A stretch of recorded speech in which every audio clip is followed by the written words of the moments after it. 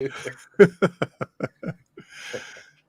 right. greetings, fellow nerds, and welcome to another episode of Between Two Nerds and a continuation of a very interesting series we are doing on switching silicon. I'm Jeff Doyle, and with me is both the brains and the beauty of this operation, Jeff Tansura. Hi, Jeff. Hi, Jeff. Great to see you. And good morning, good afternoon to everybody, wherever you are.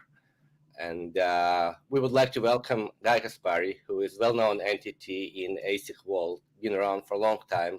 If you use any Cisco, Juniper, or more modern routers, such as NCS, I don't know, you've used something he's done. And looking at his long career with EasyChip, with Broadcom, Dune, and now with Cisco, again, pretty much if you're a router user, probably use something Guy has created. So now without you know who further to blame, ado, right? Exactly. yeah, he's to blame, actually.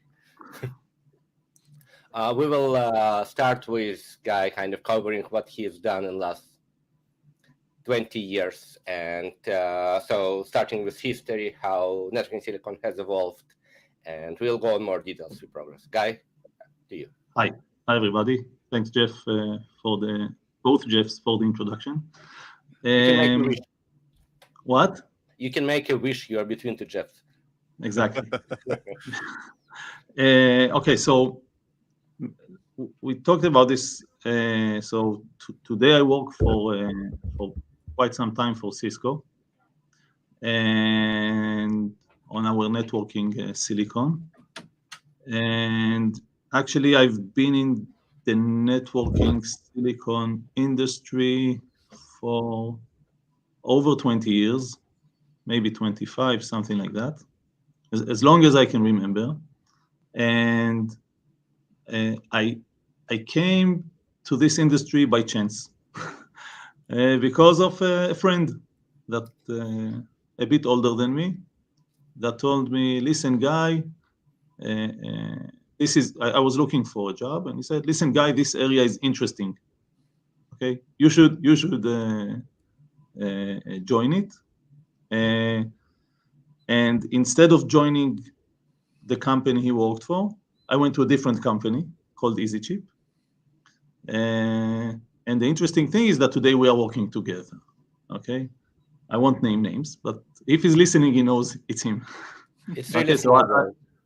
So I owe my career, or the path of this career, to him. So like I said, I started at EasyChip, more or less.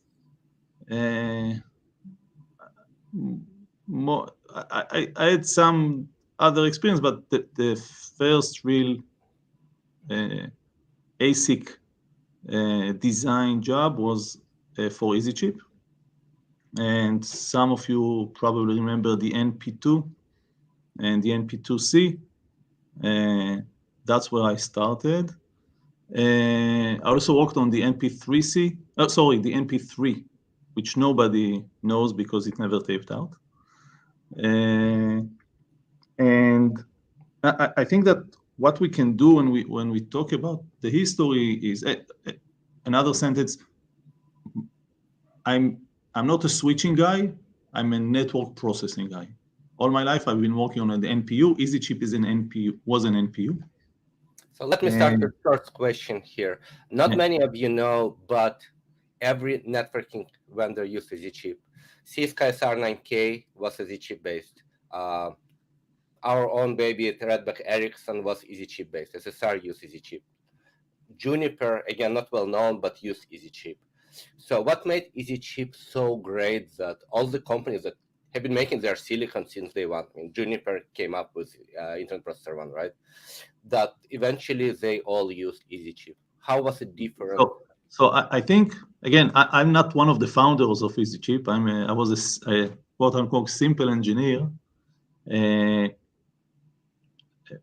later on, I moved to the architecture there. But I think the major change for EasyChip that it was a software programmable network processor, which was very innovative at that time. You could program the NPU in C at a relatively high bandwidth. Okay, the NP2 was a 10 gigabit per second device. It was not a traffic manager. And this type of, or this level of bandwidth and programmability was something that many system vendors required, again, for adding their own features, making we'll talk about programmability, I think, later on. I think it's one of the major advancements in our field, but that was the big selling point for EasyChip. The side of that is the search engines and the editing capabilities, but the major feature was the programmability. Okay, now as time moved on and as bandwidth improved and as the devices shrunk in technology but got larger in physical space and could contain more logic, the switching silicon sucked into it the network processing silicon. So I think that's one of the reasons that EasyChip ceased to exist is because they did not successfully make the step of creating one device that is a switching silicon and an NPU, whereas other companies that were making switching silicon pushed the NPU into their device. Okay, and I think this is maybe a good time to talk about the next phase of my career, which is Dune. Okay, and this is exactly what Dune did. Okay, Dune created a very innovative and strong switching silicon that could scale up to a high bandwidth switching system. And they understood that they need to move the packet processing or the network processing to the switching devices. Now, you heard me say packet processing and network processing. The difference is that, or let's say the agreed difference is that packet processing is fixed function processing, maybe a bit configurable, whereas NPU is quote unquote fully programmable. Okay, so Dune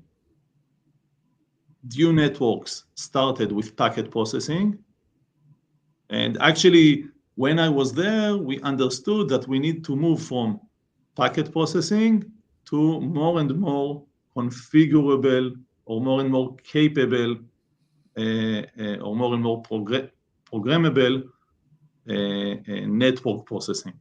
Okay, Dune was later acquired by Broadcom.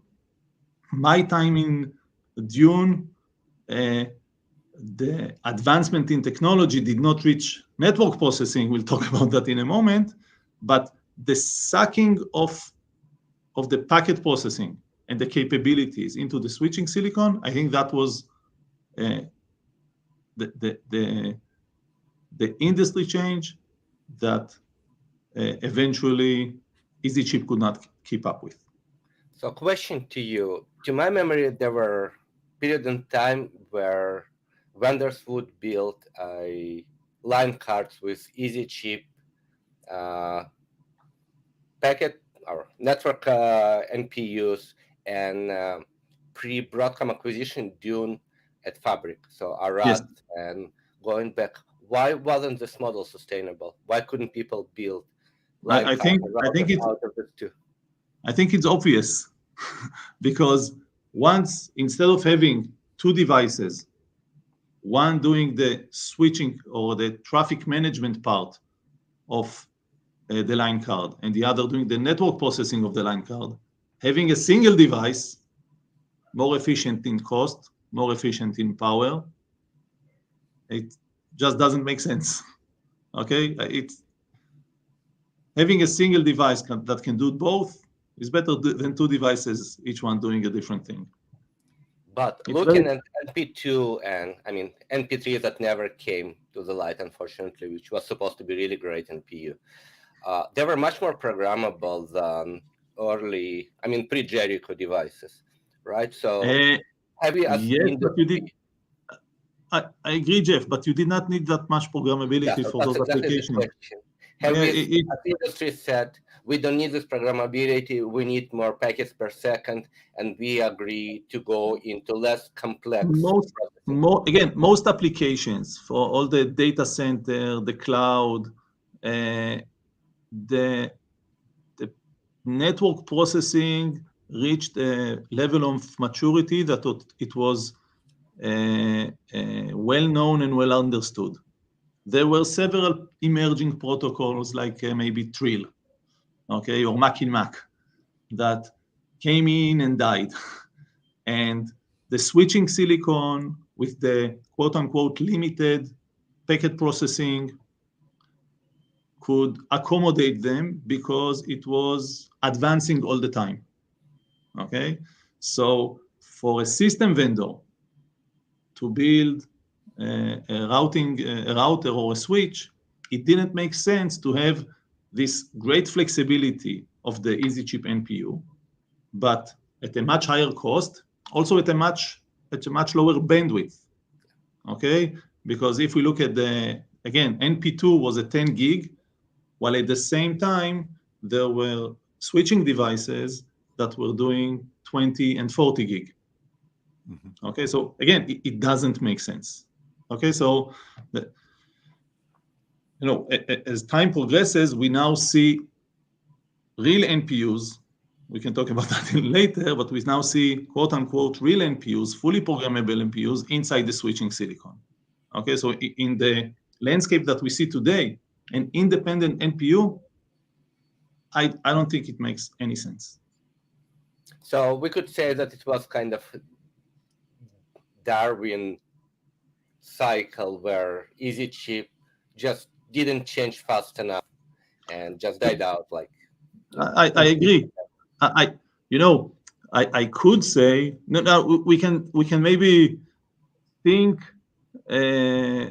why a company. Again, I'm talking about Dune because that's where I was working. We can think about why Dune emerged and EasyChip went down, because it was EasyChip's task to suck in the traffic manager, right? And it was Dune's part to suck in the NPU, okay? And now we can argue why one succeeded and why the other didn't. I can tell you that EasyChip tried to build a traffic manager, okay? And now that we're so many years after that, I think I can talk freely. It was a distributed traffic manager, okay, similar to distributed systems.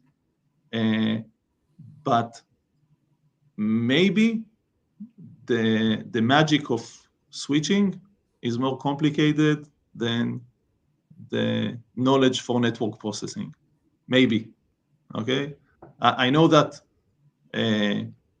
for the last 20 years, I've been working with switching silicon people that I really respect, okay? So maybe they have some magic insight into the field. But I always say that another thing we say is that network processing is simple. Why? Because it is stateless, okay? Packet comes in and the processing is only according to the configuration of the system. Okay, you don't need a state. Traffic management has to take into account the transient behavior of the system from many points and inputs. Okay, and I don't, Jeff, you deal with this a lot, right? So it's a very complicated system with some black magic and some intuition. I think it has another level of another degree of freedom that makes it more complex. But maybe I'm mistaken. Agreed very much. So let's move to Dune, and we'll have Israel next week, hopefully, to go in details what Dune is doing now. So during your time, you saw the kind of Jericho family coming up. So I actually started with the Petra device. I don't know if you're familiar with it. Yeah, I built a router with it. So. Okay. And Petra was followed by Arad, and Arad was followed by Jericho, and there are some smaller devices there. So without going into too many details, because it's obviously not the company you are working for, could you describe the evolution from Petra towards Jericho and what was driving this evolution and difference? Yeah, so I'll explain. So I always say that a good engine, when I started working on Petra, and I was working with Israel, which we'll talk next week, we were working close together. Our goal was to build a packet processor. Okay, we said this is the list of protocols that we need to cover in order to access the market. Bridging, routing, Mac in Mac, etc., etc. And let's build a packet processor that does them. And you have the standard industry challenges, making the databases smart, maybe sharing databases, moving data from one point to another. I think everybody in the industry has the same problems and has a very similar tool set to solve them. And we were working on some packet processing pipeline. And I always say that one of the important traits of an engineer is being lazy. Okay? When I was younger, I used to come to the office in the morning and say, what can I do today to make to finish faster my work so I can do more interesting work? Okay? And this spawns a lot of tools, okay, that we saw emerging at least I saw emerging in silicon devices over the time. For example, test coverage and test generation and register definition. All those things, if you look 25 years ago, were very simple, very not capable, and because things got complex, we wanted to solve them quickly. And going back to the packet processing, because it was not programmable, once we made the design, came new market requirements. And then we had to update our design. And then came new market requirements. And then we had to update the design again. And then one customer or one protocol was not used anymore. For example, Trill. So we had to update our design again. Now, I describe it very simply, but it's many little things that go as you design and develop. And at some point, you get fed up with it. You say, I don't want to change my design every time marketing comes to me. And what you do is you make your design more configurable. And at some point, you can argue whether it's configurable or programmable. Okay? And it's an interesting discussion. What is a programmable machine and what is a configurable machine? Let's not go into that.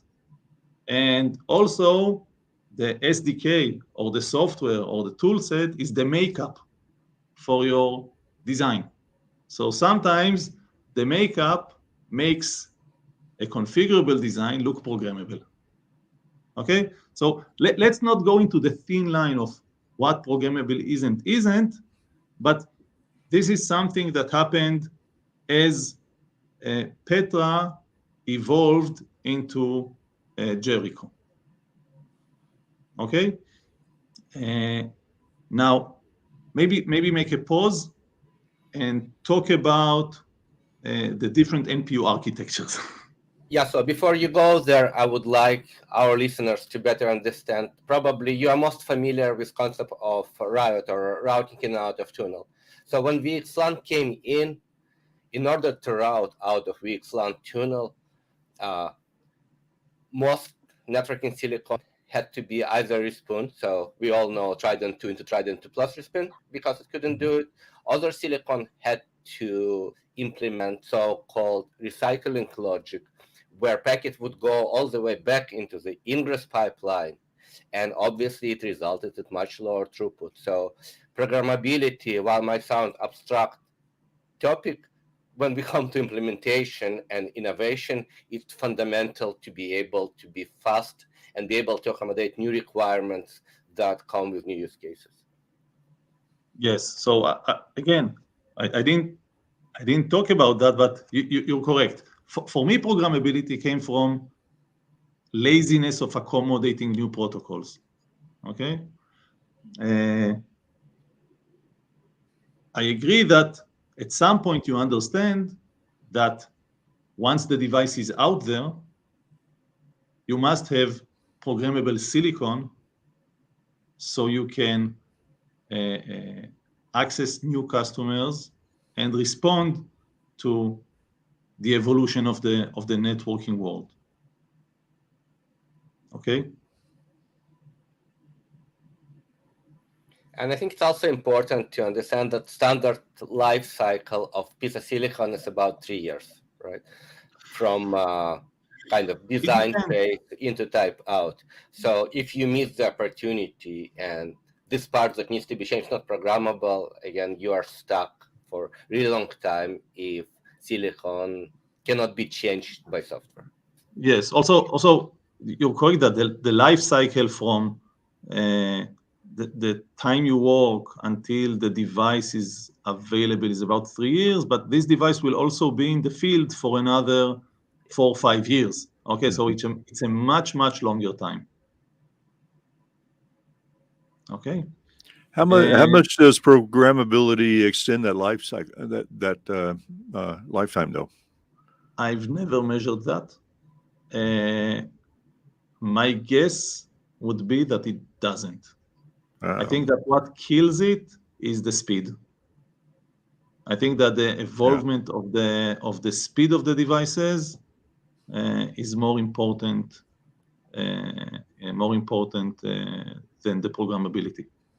Yeah, I think there's a bit of a difference in life cycle of speed versus functionality in data centers compared to edge, right? In edge, where you need 7-level QoS and BNG functionality, I think we can live with lower speeds for a bit longer than data center, where each 2 years we just need double the bandwidth to keep up with. Yes, but I think that for the devices I've been working on were always at the cutting edge of the bandwidth, of the feeds and speeds. And this is an area I'm less familiar with. But for lower bandwidth applications, usually the devices were more programmable. Okay. For example, if we look at Cisco's Doppler line of devices, which I'm less familiar with. And then came Liba. Yeah, so would you please, in few words, describe, at some point you left well-established company to a new startup, right? The hardware startups are not easy to fund because they are very capital, they require a lot of capital. And what made you think that, I would leave this established company and start something completely new that requires a lot of money, effort? I mean, starting startup is not easy. What drove you? That's a good question, and I've been asked this several times. So people who know me know already the answer, and you're correct. Starting a company is a very daunting task, and when you start, you don't know how you are going to fund it, and if your idea is good enough. And ASIC design, every year it becomes more difficult to start an ASIC company because the equity required is much higher, and the tape out cost becomes higher, etc. But for me, it was simple. It was a Passover 2014, and I got a call from Ofer Ini, which is one of the co-founders of Liba. We worked at that time for Broadcom. And he told me, Guy, listen, I've decided to leave Broadcom. So I told him, and it was the last day of Passover, it was Saturday, and we were at my wife's parents' house in the living room. So I told him, I'm very sad to hear that. I wish you good luck in your next venture. Thank you for letting me know before I hear it from someone else. And I hung up the phone, and I looked at my wife, and I told her, I've decided to leave Broadcom. Okay? That was exactly the way it was. Okay? And she told me, are you sure? I told her, yes. And she asked me, what are you going to do? And I said, I don't know. Ofer is leaving Broadcom. It will probably be something with him. Okay? And the following Sunday, we work in Israel. So the following Sunday, I came to my boss and I gave him my resignation letter. Okay? And there was no real discussion for me, of what's going to happen. I knew that my friends, my colleagues will start something, and I knew that I will join them. Okay? We never discussed it. It took a few weeks until it happened, but it was obvious and it was easy. Okay? Now, a step back. What makes networking silicon or in any other field, what makes a difference between different devices? What's the core difference? Because the technology is the same for everyone. Okay? You cannot, it's not that one company is doing 90 nanometers and the other is doing 5 nanometers. Everybody has the same technology. The memories are the same size. The tools are the same tools. Everything is the same. There are two key differences between AC companies. One is the architecture, okay? But more important, it's the team, okay? A team that knows how to define the architecture, that's okay, and knows how to execute, okay? And if you have a team that knows how to define and execute, you're going to be better than the others, okay? And when you find colleagues that you appreciate and that you enjoy working with, and that are the right people, you just go with them. It's easy, okay?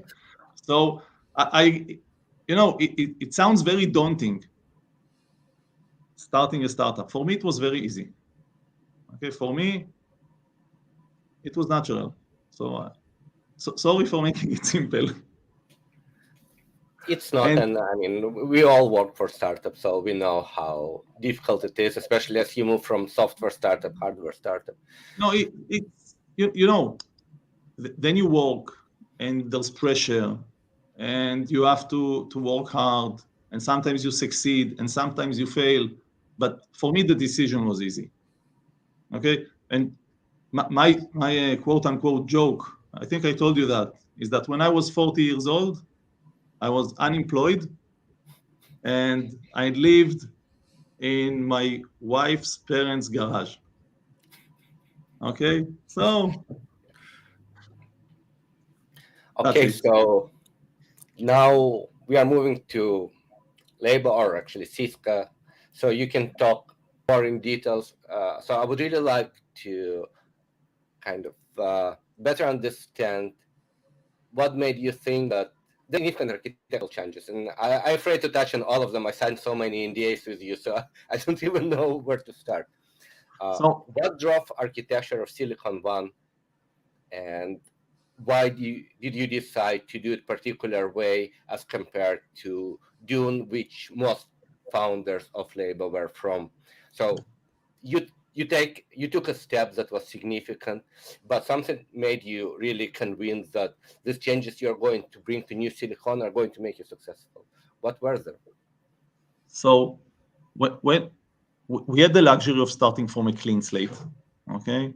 And at some point we said we are going to do what we know how to do, but do it better. And when you attack a problem, you usually try and solve all the caveats of the existing solutions. And again, if we go back to the start of our conversation, switching silicon contains two parts, or in general, or very roughly, people will be angry at me, it contains two parts: traffic management and network processing. Okay, so if you don't mind, I will not talk about traffic management. Okay, I will talk about network processing. And for network processing, we identify the fact that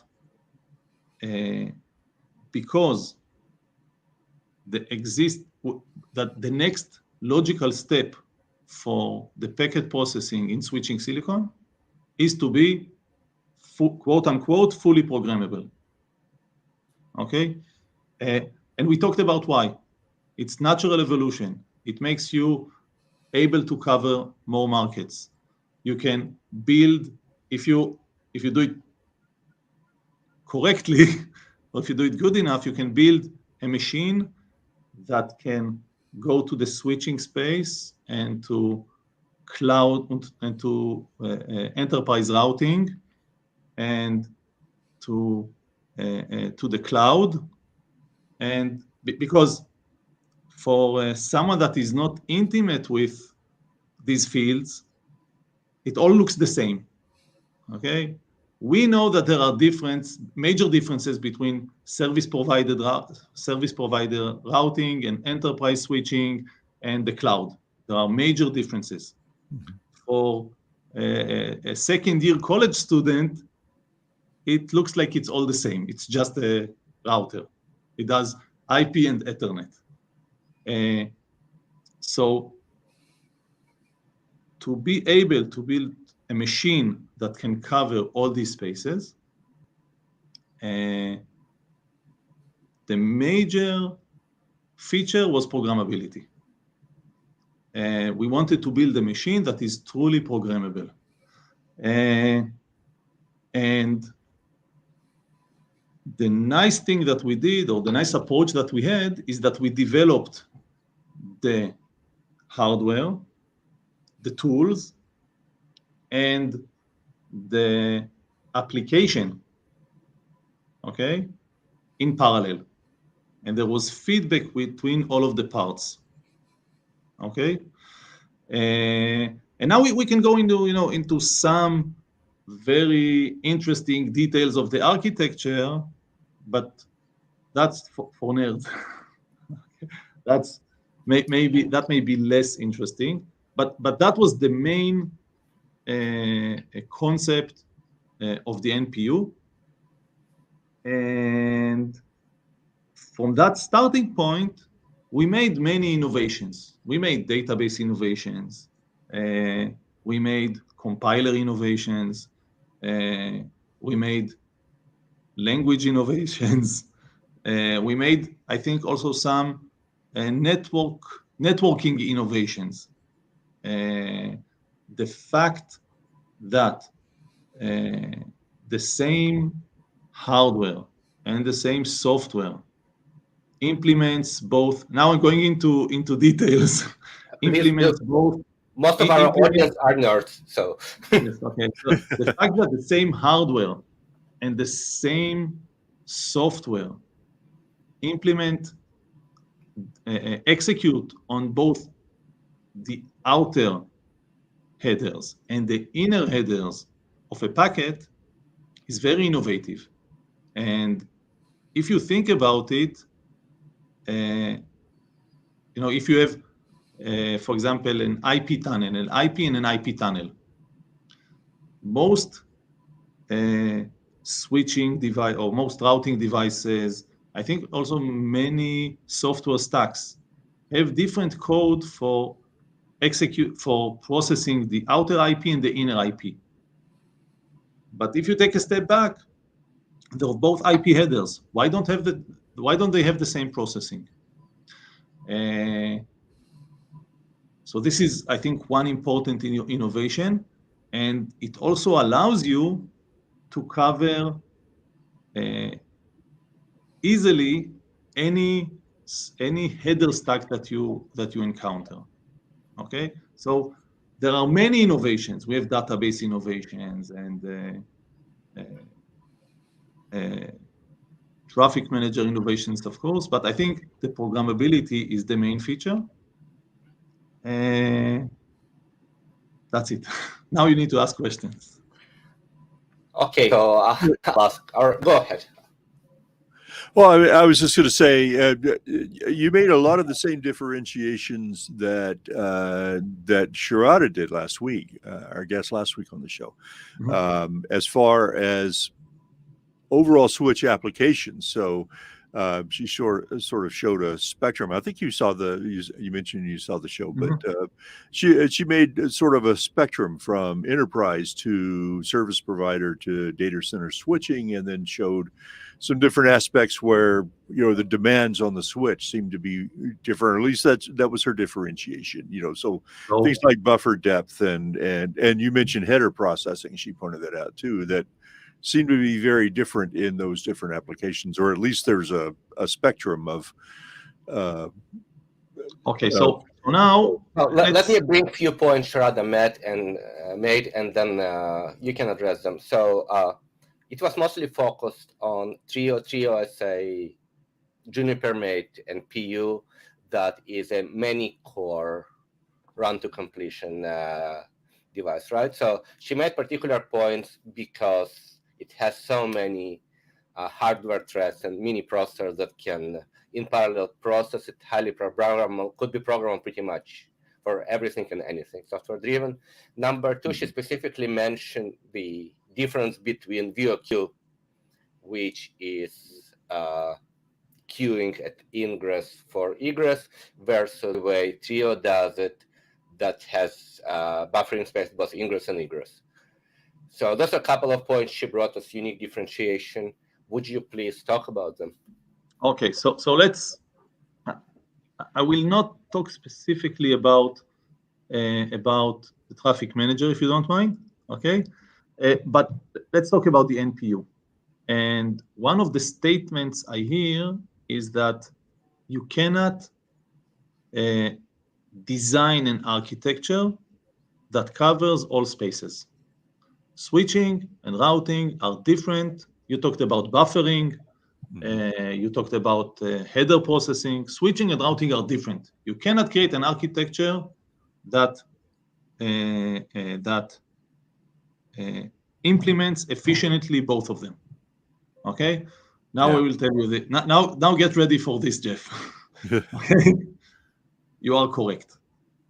Okay, you cannot create an architecture that implements both efficiently. However, okay, That was the part I was looking for, is the however. exactly. Okay, let's look at switching versus routing, just as an example. Okay, when we build a switch or a router, there are two parts. We have, in general, there are three parts. One part is the processing itself. Okay, saying, take this field, do some manipulation, do a lookup, again, because we're a switch, get the field, manipulate the packet, etc. That's one part, the processing. The second part is moving data from one place to another. Okay, from one port to another port, moving the data. Okay, and the third part is the databases. Okay, the blob of memory that implements either a fib or a MAC table or a tunnel table or counters or whatever. Okay, now if we look at these three items, memories are large. We want large tables. Data moving, you cannot escape. No matter what you do, you need to move the data. Yeah. Okay. The part that is different, memory is a big part, but if it is fungible, okay, it can be used for one use in one place and another in another, but you have the memory. And the last part is the logic. Okay. Now, this is where you have to invest your effort, making the logic more programmable, more flexible, do either A, B, or C. Now, sometimes you need some specific logic, let's say for routing. I don't know, IP checksum calculation, okay?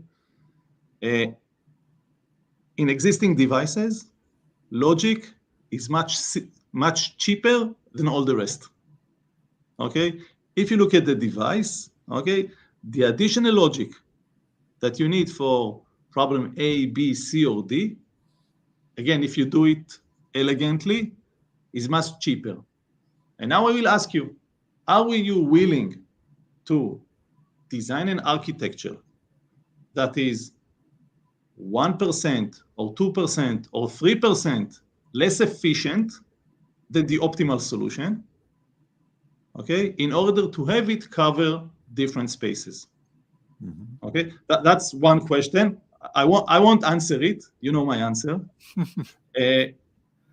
And another thing is that given this architecture, it's true that there isn't a single device that covers all spaces. Yeah. Okay, it's I argue that one architecture can cover all spaces, but it's not a single device. Okay, for a high buffering or a large buffering system, because that's the requirements of the system. Forget if it's a switching or routing, you need a device that you can use the memory as a large buffer. Okay, for a switch, okay, in some system, you may need a large MAC table. Okay, so and again, if you build a high bandwidth device and a low bandwidth device, obviously it's a different device. Okay, yeah. So I argue that a single architecture can cover all spaces at a relatively low cost.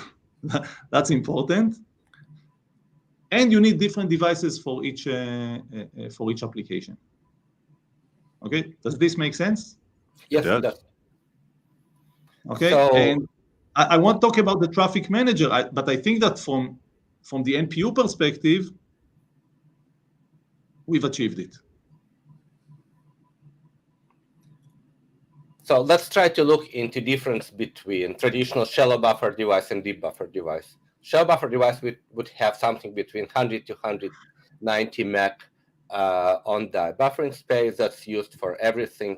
This is pretty much it. This is what we see in most data center switches.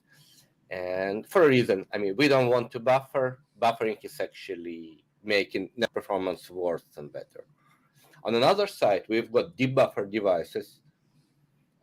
So let's call them Jericho alike, right? Because it's most people familiar with. It usually comes with up to 4 gig of HBM memory per device, right? So the difference between 120 meg shared across everything and 4 gig of slower memory dedicated to particular device is huge.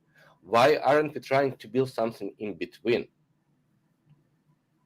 I can't answer that, okay? But I'll touch on the other part. So if we look at a device with, let's say, 100 gig buffering, and device with an HBM, okay? So I think it's clear that you need 2 different devices, okay? But can you create an architecture that knows how to use efficiently the on-chip buffering and to use the HBM efficiently when needed, and when it doesn't exist, not to use it? I think we agree that maybe it can be done. I know it, by the way, I know it can be done. Okay.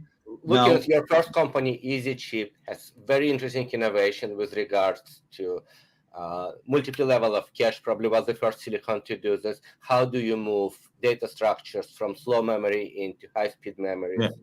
Right, all of this. That was for, so again, we understand that the architecture can do it. Now you're asking me why we don't have a middle ground device. Yeah. I think it's because the customers or the industry don't require it. Okay. Usually, what you do is you get feedback from your breadth of customers, and you try to build the family of devices that covers the minimal number of devices that cover as much as possible. Okay, I think it makes sense, right? So I don't have a good answer why you don't have a specific configuration of some device. Okay, and I can't tell you why you have, let's say, and I'm just throwing numbers, 100 gig on-chip buffering memory or 200 gig on-chip buffering memory. It's not gig, meg. It's not quote unquote. I don't think it's the part of this discussion. Okay. Yeah. At the end of the day, customers like you say, this is what I need. I analyzed my system. This is what I need. And we match our existing devices to the existing customers. And going for the next one, we match the parameters.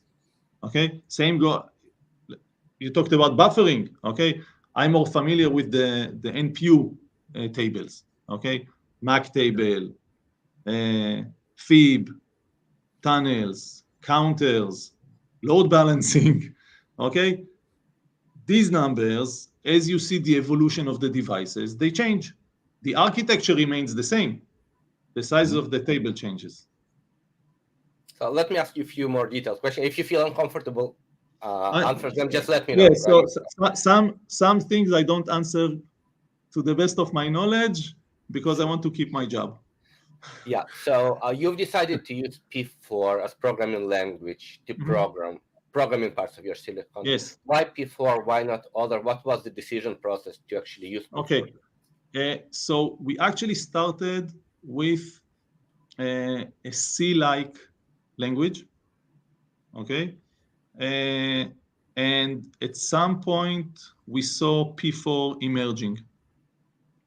And the concepts introduced by P4 were very similar to the concepts that we had in our C language. Okay. And we wanted to align, we thought it was valuable to align to some emerging standard or agreement, because then your device is more accepted. So at some point in time, I think 12 or 18 months after we started, we transitioned to a P4-like language. It is not completely identical. We had to introduce some extensions to some concepts that P4 doesn't support. So the reason was to align to a standard or an emerging standard. I think that it was, we could have done it better, okay? I think P4, and I'm sorry, is not good enough, okay? For several reasons. First of all, it doesn't look like any other, it doesn't contain the same markers or the same nomenclature as other well-known languages like C or Python or something like that. I think that's a shame. And many programming concepts are not available to it in a clean and elegant way. One of the things that bothers me the most is that at the beginning, all variables were global, and the functions didn't have input and output, okay? I think that if you want to produce a very clean software, inputs and outputs are critical. And one of my regrets is that I didn't insist that we change P4 to support that. Okay, so there are some concepts missing in it. Also, it imposes some restrictions on the architecture that I think limit innovation as we go forward. Okay, for example, the way it describes the header parsing, I think is limiting. The fact that it is not natural. P4, you have table access, and the table has an action. Mm-hmm. Okay. It is not natural to access several tables and do an action that is dependent on several tables. So it limits your thought. Okay. Are you familiar with Ludwig Wittgenstein? Yep. So he has a nice saying that I like, is that our language limits our world, okay? And once we use P4, the outcome is that we limit what we think we can do, okay? And these are just two examples, again, because I'm intimate with it and it bothers me. So okay.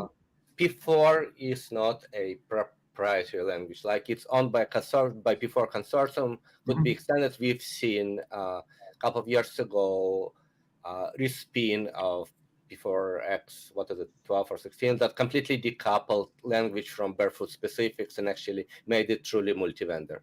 So are you working on extensions that could be published, shared with people, and make P4 better? I tried to do this several years ago, but I did not enjoy the interaction. Okay, so I actually gave up on it. Okay, and again, I think that P4 limits the architecture and limits the things that you can do. I don't think networking silicon is still there. I understand the want and I understand the need, but I don't think it is still there. Today I see that P4 is mainly used by system vendors for definition. Even I use it for definition. I don't think in the near future the industry will be at a stage where you can code anything you want in P4 and it will just run on any switching or routing silicon. Okay, that's I think that's the reality. So practically we keep P4 as behavior language, and something lower level we do the translation and fill the kind of missing pieces. I think that saying that P4 is architecture independent is not the reality. And because we have different architectures, we cannot do it.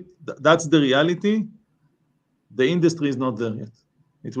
Maybe it will take some time, and maybe it will not happen. I don't know. Oh, this is really interesting discussion, and later on in time we'll bring Intel Barefoot folks to talk about P4 more. So Barefoot is the company that pretty much started P4, and question to you is, so if we look kind of across the spectrum, you've got Barefoot-like architecture that is pretty much fully programmable, at least in their terminology. You've got somewhat fixed pipelines that are semi-programmable, and then you decided to take kind of middle way. So you've got number of run to completion blocks that are programmable within the block, which seems to be addressing trade-offs on both sides. Would you? So maybe I will cover. Maybe let's do an overview of NPU architecture, okay, or packet processing architecture. Okay, so on one end you have a fixed pipeline, which evolves into a configurable pipeline, and no matter how configurable it is, it has some dead end. Okay, it has some stop to the how you can think of it as programmable. On the other hand, we had the sea of processors architecture.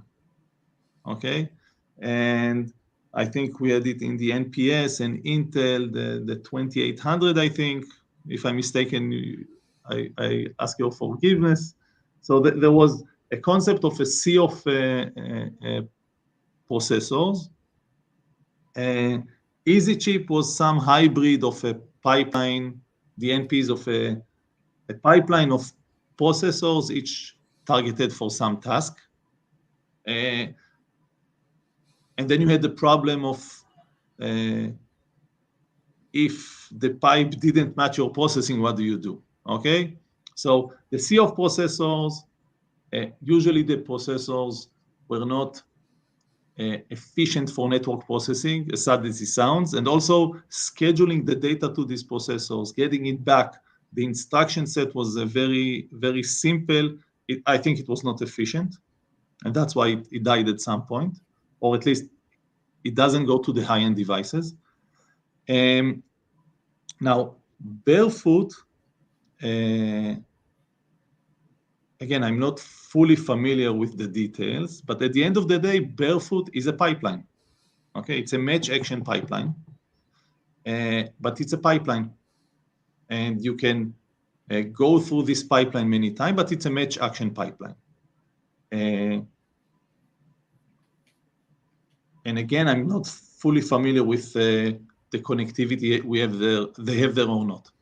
What we did that is interesting is you could look at the Liba architecture as a single, I would say, single stage of a P4 pipeline. Okay, so a single stage of a P4 pipeline, but this single stage has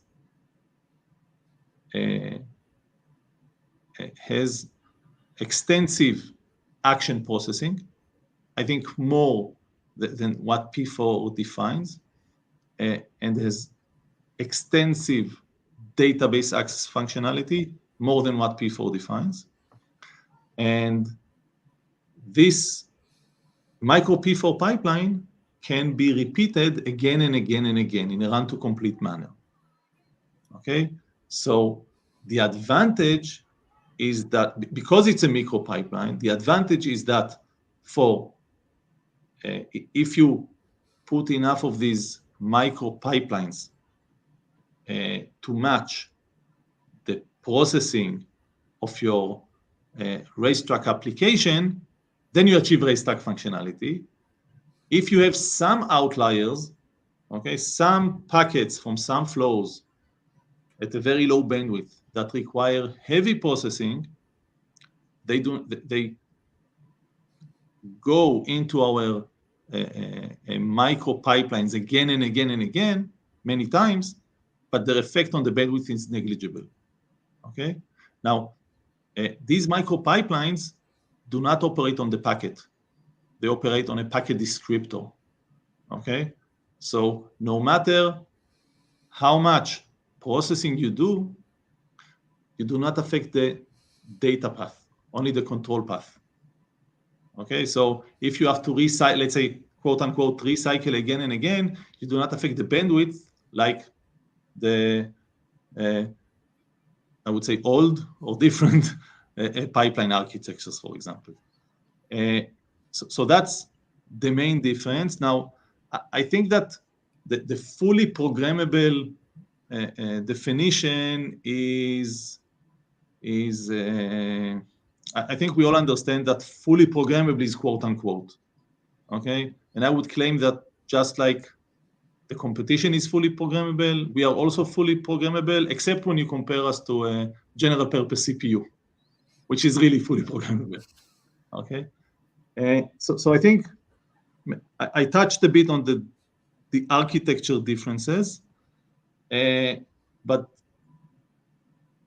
the main difference is when you go into the details, okay?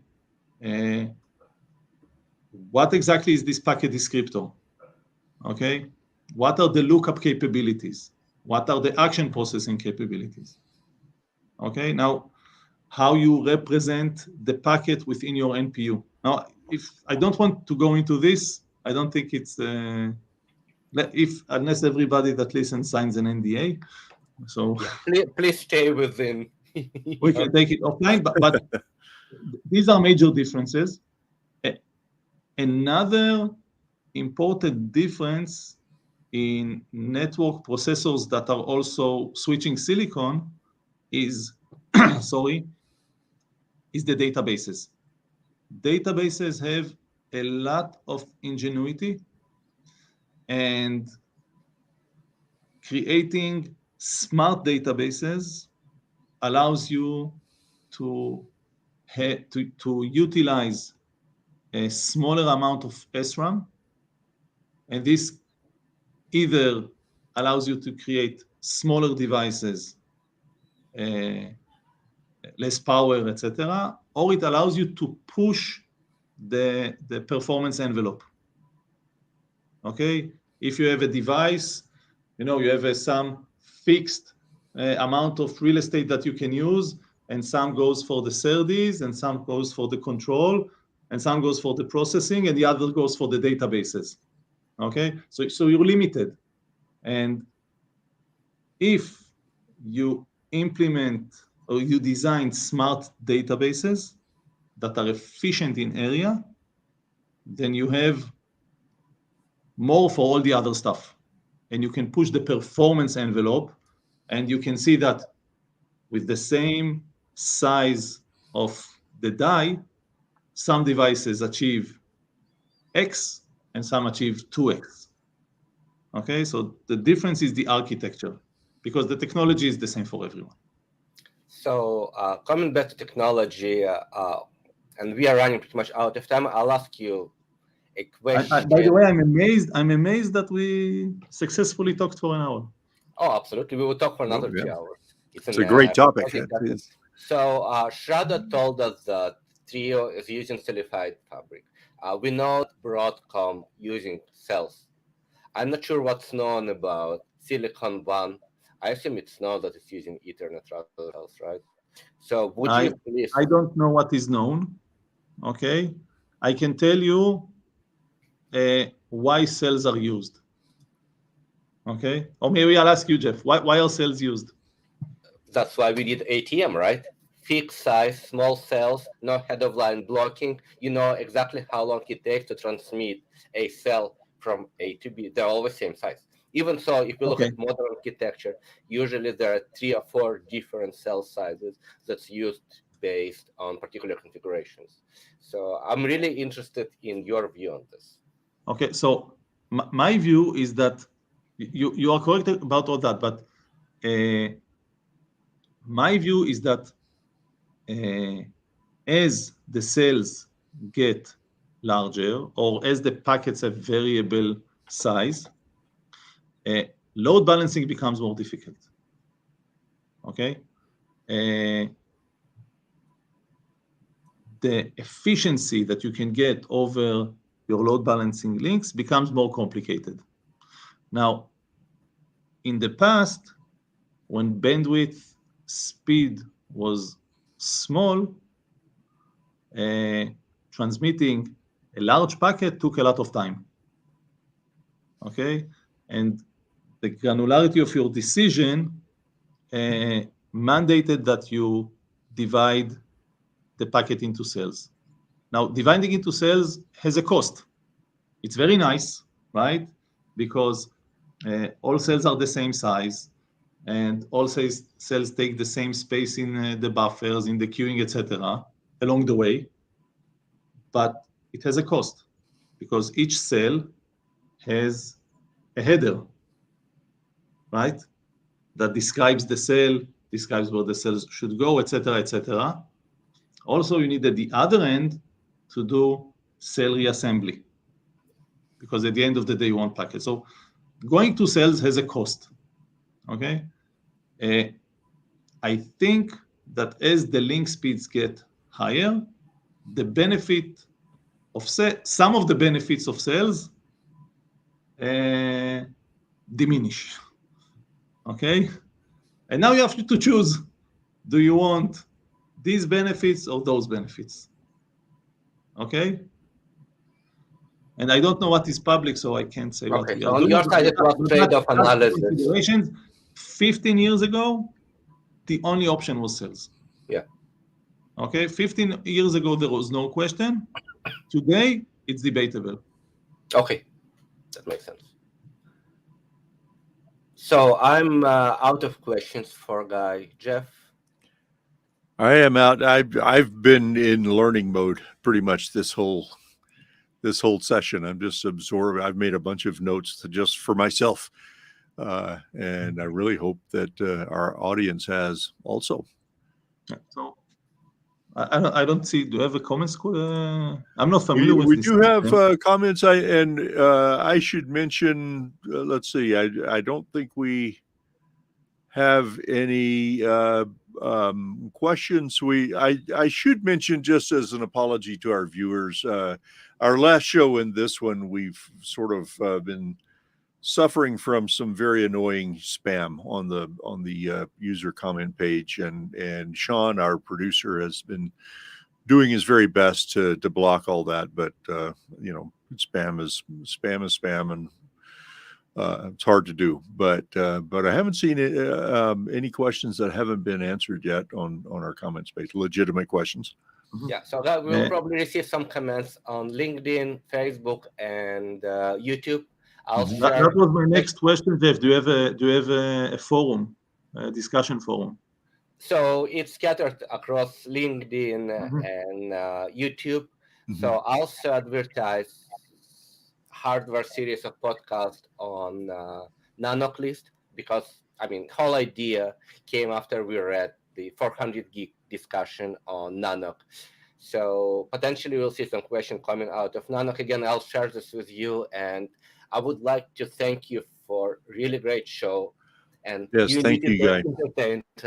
And thank you so much. Thank you for being kind, and thank you for listening to me talk bullshit. Oh, it's been far from it. This has been a great session, and thank you, guys. Thank you so much for joining us, and thank you to all our viewers also for joining. Again, as usual, please be sure to like our page on Facebook and follow us on YouTube. And Thanks, we'll see you again next week. Hopefully we'll see you next week. Bye, guys.